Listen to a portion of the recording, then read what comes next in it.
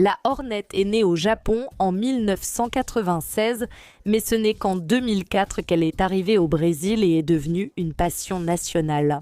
Si vous ne le saviez pas, le Brésil est l'endroit où il s'est vendu le plus de Hornet au monde. Elle a été disponible de 2004 à 2014 et environ 47 000 unités ont été commercialisées. Honda a relancé la gamme Hornet avec 3 modèles, la CB 500 Hornet, la CB 750 Hornet et la CB 1000 Hornet à 4 cylindres, toutes disponibles au Brésil. La CB 1000 sera lancée bientôt, alors abonnez-vous à la chaîne pour ne pas manquer cette vidéo, d'accord? Et il y a déjà une vidéo de la CB 500 Hornet sur la chaîne. Et aujourd'hui, je suis ici, à l'invitation de Honda, à Santa Catarina, pour tester sa toute dernière nouveauté. Dans cette vidéo, découvrez tout sur elle, ses caractéristiques, ses performances sur l'autoroute et dans les virages de la région. Je vais évoquer son prix, l'assurance et d'autres points. Je suis Amanda Pagliari si vous découvrez la chaîne. Voici la chaîne moto la plus charmante du Brésil avec les meilleures vidéos en ligne. Laissez un like, cette moto le mérite.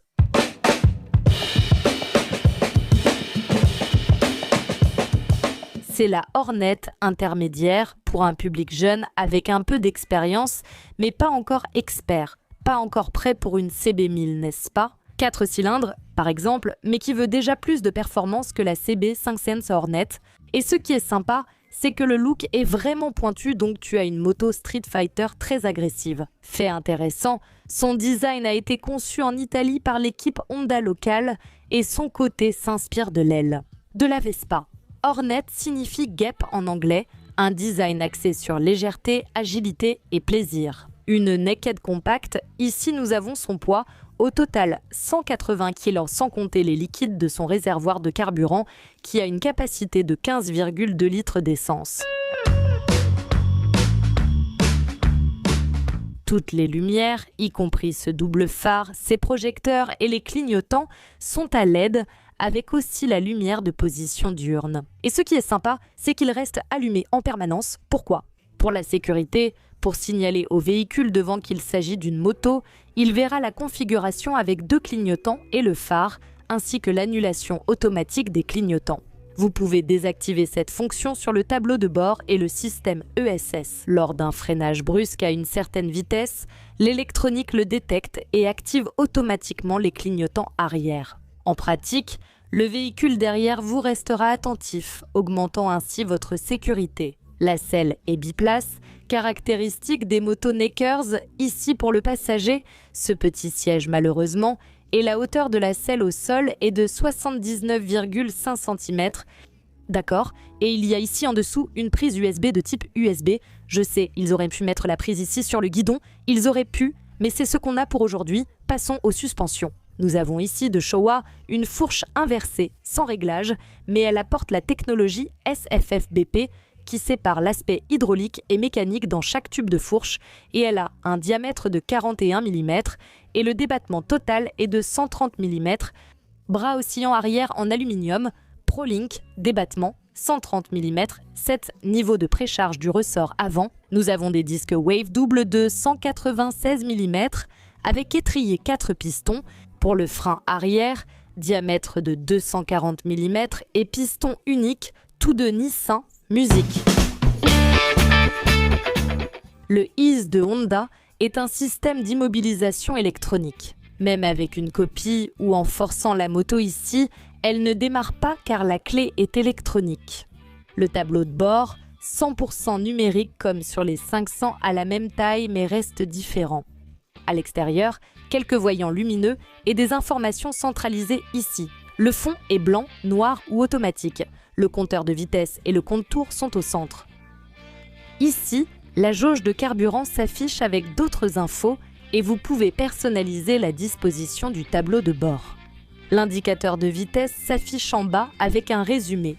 Trip A, trip B, kilométrage total et consommation instantanée de carburant. Et ici, si vous appuyez, le menu latéral s'ouvre et vous pouvez faire les réglages de la moto. Ici aussi, vous pouvez avoir un autre résumé, non? Trip AB. Vous pouvez voir sa consommation, c'est très intéressant. Et ici, même les modes de pilotage, J'appuie ici. Tout se fait via la poignée gauche. Le mode standard d'usine est déjà là. Vous voyez la puissance moteur et le frein moteur. Ici, le contrôle de traction. Là, tu passes en mode sport, puissance élevée, contrôle de traction réduit. Ici, tu as le mode pluie et les modes utilisateurs 1 et 2 configurables comme tu veux. Ou désactiver le contrôle de traction en rappelant que chaque fois que tu redémarres la moto, le contrôle de traction sera activé à un niveau plus bas, n'est-ce pas? Il sera plus activé pour des raisons de sécurité. Ce tableau de bord, contrairement à la version européenne, ne permet pas la connexion avec ton téléphone. Calme-toi, je vais déjà demander à Madame Honda pourquoi cela s'est produit ici, pour la Hornet 750. D'ailleurs, je vais demander pourquoi que... Hornet... D'ailleurs, je vais demander à Madame Honda pour une voiture Honda.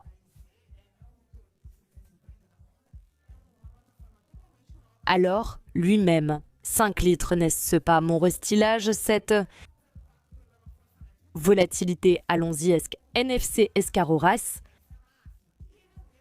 Nudetka, cependant, bien sûr, la cartographie pour chaque fonction, pour chaque proposition, en réalité, est ajustée. C'est un moteur qui se concentre sur les bas et moyens régimes.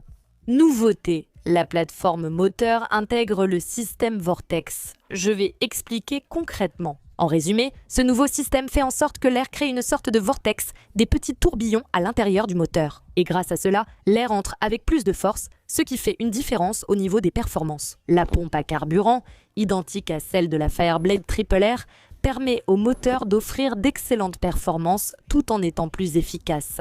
Elle dispose d'un accélérateur électronique, d'un embrayage assisté à glissement limité et d'un contrôle de traction. N'est-ce pas ce que je vous avais dit? Et une chose intéressante, c'est que l'embrayage est nouveau. C'est une nouvelle technologie, l'IFLS, qui apporte des rainures particulières. En pratique, cela adoucit les changements de vitesse grâce au flux d'huile qui réduit le couple de traînée. Maintenant que vous connaissez la nouvelle Hornet, allons rouler.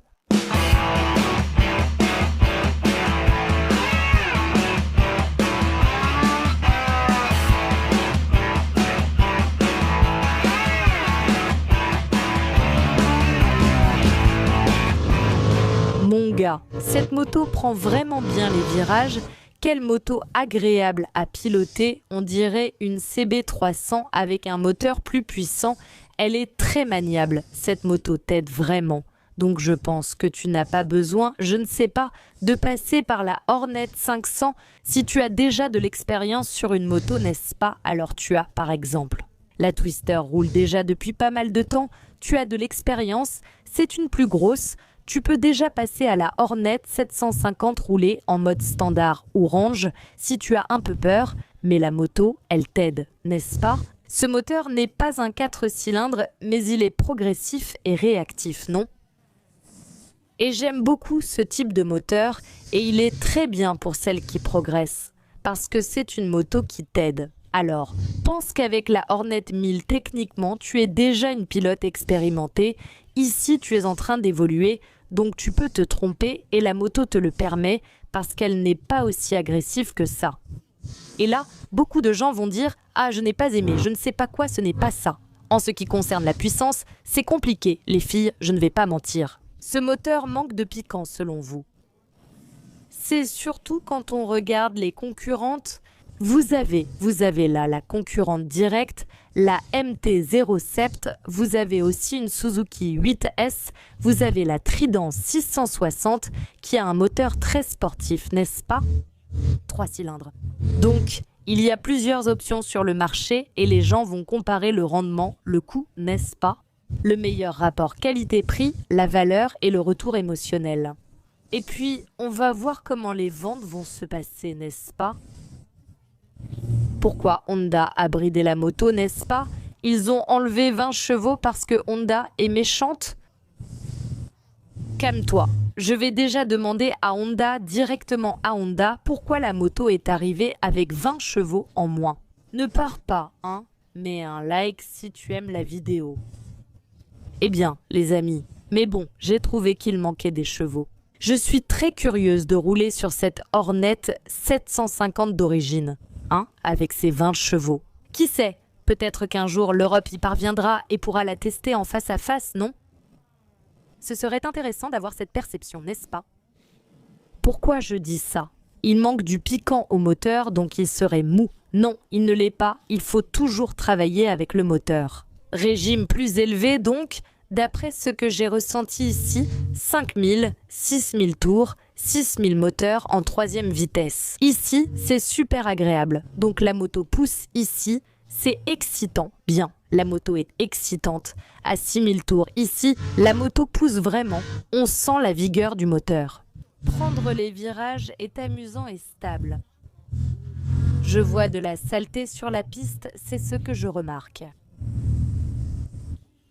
Qu'il manquait un peu de piquant là-bas, ce n'est pas une question de rouler sur une route comme celle-ci, mais plutôt quand tu vas rouler à grande vitesse sur une autoroute comme la Bandeirantes ou la Castello. Donc, je sais pas, tu vas prendre le Rodoanel et tu vas accélérer, alors tu vas solliciter la moto et elle va vraiment atteindre sa vitesse maximale. Vraiment, tu vois, non? Tableau de bord à 187 km/s/h selon la vérification de Honda. Confort.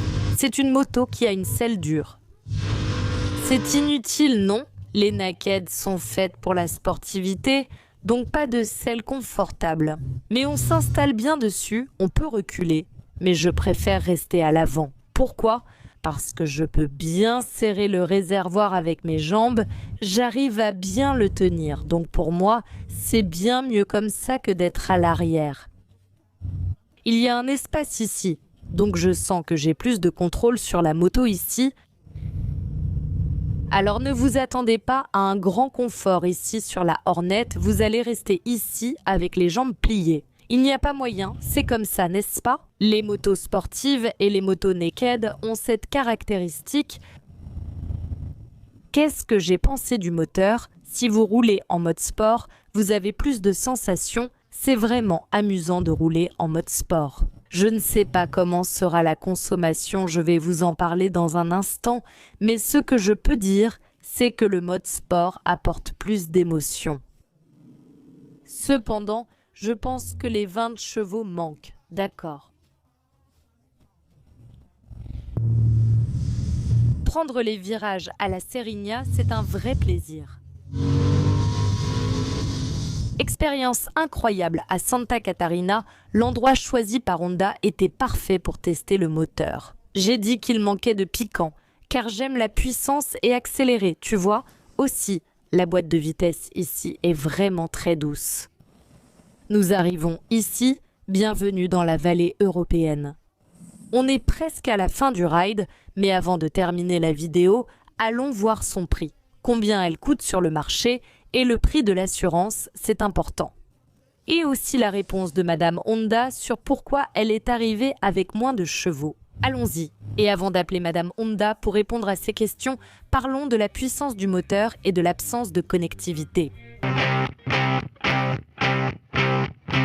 J'ai invité Luis Gustavo, responsable des relations publiques de Honda, pour répondre à quelques questions. Merci Luis de participer. Eh bien, les amis, ici sur la chaîne Motoplay, vous le savez, Mandinia ne ménage personne, elle pose les questions que vous voulez poser. D'ailleurs, laissez vos questions ici en bas, et si je ne réponds pas maintenant, à d'autres occasions, je les poserai à Honda. Concernant la Hornet, pourquoi la version brésilienne a-t-elle 20 chevaux de moins que l'européenne? Ce n'est pas une décision de Honda. Pas du tout. Alors, c'est ainsi, n'est-ce pas, Amanda? Le mécanisme est similaire à celui d'Europe. Que se passe-t-il ici au Brésil? Nous avons certaines normes, n'est-ce pas, certaines réglementations, où les processus de mesure sont différents par rapport aux autres pays du monde. Donc, pour répondre à ces réglementations sur les émissions et le bruit, elle a subi cette adaptation électronique afin de pouvoir être homologuée pour être commercialisée au Brésil. Cependant, ce qui est le plus important, c'est que toute la programmation qui a été faite pour l'injection électronique, n'est-ce pas, du module des réponses, elle délivre beaucoup à bas régime, n'est-ce pas? Donc quand elle monte dans les tours, la réponse de l'accélérateur est très intense. Donc je crois que vous l'avez ressenti en pratique. Donc ces 20 chevaux, n'est-ce pas, que nous avons, la différence avec le reste du monde ne se perçoit qu'à des régimes très élevés, au-delà de 9000 tours. Exactement. Ce n'est que dans certains cas que vous pouvez exploiter toute cette puissance. Le plus important, c'est qu'elle est très amusante et offre beaucoup de couples à bas régime. Et c'est intéressant qu'elle soit très légère. J'ai même dit, n'est-ce pas, on dirait une CB300 sur la Twista mais avec un gros moteur tellement elle est facile à conduire. Je suis impatiente d'ailleurs de rouler bientôt dans les embouteillages le test classique de Motoplay en roulant entre les fils en ville pour vous raconter. Mais juste pour finir cette partie sur les différences, il n'y a pas de connectivité sur le tableau de bord, n'est-ce pas? Pourquoi la version européenne l'a-t-elle mais pas celle du Brésil? Oui, c'est le même processus, n'est-ce pas, Amanda? Processus d'homologation par les organismes de régulation de la communication et des télécommunications. Comme tout ce processus de communication, il fonctionne par onde de fréquence, par Bluetooth et tout ça. Il doit être homologué par les organismes de régulation. Il est donc en cours d'homologation. Et je crois que bientôt, à l'avenir, nous aurons cette facilité, cette polyvalence, cette connectivité sur les motos. Je voudrais savoir s'il existe une possibilité pour les acheteurs du modèle 2026. Je l'ai acheté, d'accord? La mise à jour peut être possible ou non. Oui, c'est possible. Ça nous est déjà arrivé, n'est-ce pas, sur certains modèles du passé, comme la CB1000 elle-même, la Neo Sports Café, la CB1000R. Tout dépendra de la nécessité de faire ce processus d'homologation. S'il faut ajuster la radiofréquence ou autre, une modification sera peut-être nécessaire. S'il n'y en a pas, il sera plus simple d'obtenir l'autorisation d'utiliser la technologie.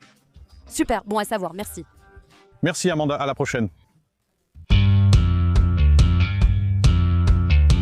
Concernant la consommation, eh bien, Honda a dit qu'elle fait 21 km par litre selon une mesure spécifique à laquelle je n'ai pas eu accès.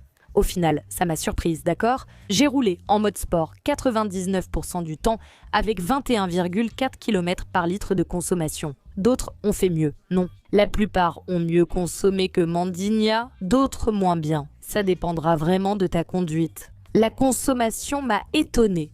Alors, ce que j'ai pensé de la moto, sur le trajet qu'on a fait ici avec des virages serrés, elle s'est très bien comportée, donc elle a cette caractéristique d'être une moto avec plus de couple à bas régime. Et ça, pour un petit trajet en montagne, la moto aide beaucoup. Ce qui m'a surpris, c'est sa légèreté.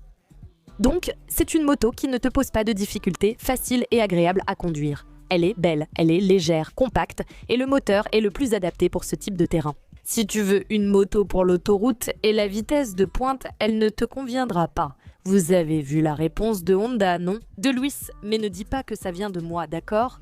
Je ne conseille à personne de faire ça, mais j'ai entendu dire que notre ceinture remap va aider ceux qui sont dans le besoin. Avec la motorisation, tu perds la garantie. Certains font le remap et laissent dans le moteur à fond.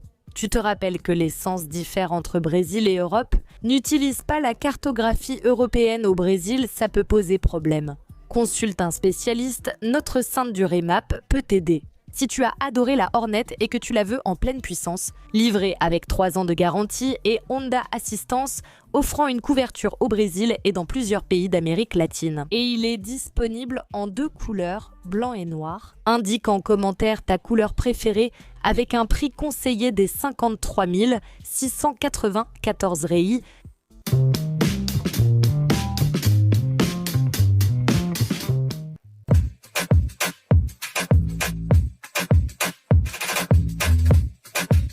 Voilà, c'est tout. Si tu as aimé la vidéo, mets un like et partage avec tes amis, ils vont adorer. C'est une Hornet bicylindre, plus calme que la 1004 cylindres. Elle complète la famille de la 500 à la 1000. Chacun choisira selon son budget et son niveau de pilotage. Il faut bien faire attention en choisissant ta moto. Allons évoluer étape par étape, mais j'aimerais avoir ton avis. Tu aimes ce lancement? Écris en bas. En haut, j'ai mis une vidéo de sa cousine, la Transalp, avec le même moteur. Beaucoup de technologies sont communes à ce trail Honda. J'ai aussi mis en bas une vidéo sympa que tu vas aimer. Abonne-toi à la chaîne si tu n'es pas encore abonné, parce qu'il y a beaucoup de nouveautés. Ah, et cette vidéo ici était une première impression. Quand est-ce que ça sort? Découvre l'évaluation Motoblé avec ses points forts et faibles en avant-première si la cloche est activée. Deviens membre et profite des avantages. Like et abonne-toi. À bientôt. Bisous.